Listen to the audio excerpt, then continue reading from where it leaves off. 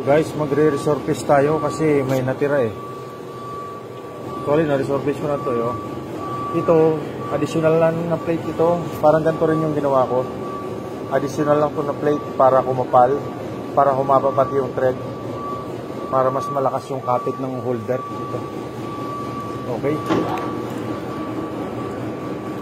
Let's go.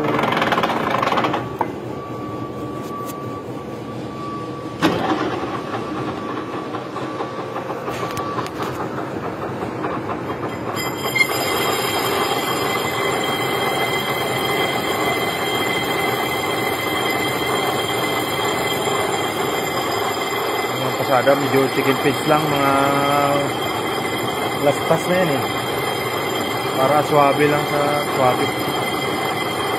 Yan, basta mabura lang yung kumikindak-kindak na yan. All goods na tayo. Naglalagutukan kasi may butas, pero yan 4 holes lang yan. Ito 4 holes lang actually. Itong 4 dinagdag ko na to. Yan, nakalagpas niya sa butas. Yan o, parang nakaninag nyo yan. Butas yan eh. Butas sa araw. Yan. Hinay-hinay lang all. Bago mapalitan si BBM, matapos din tayo.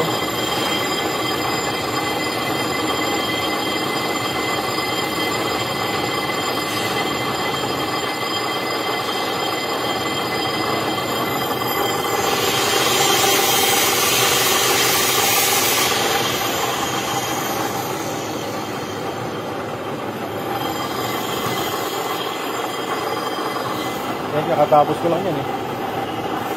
Ito pa, may pyramid pa oh. Nagmasilya ako dyan, nagbody sealer.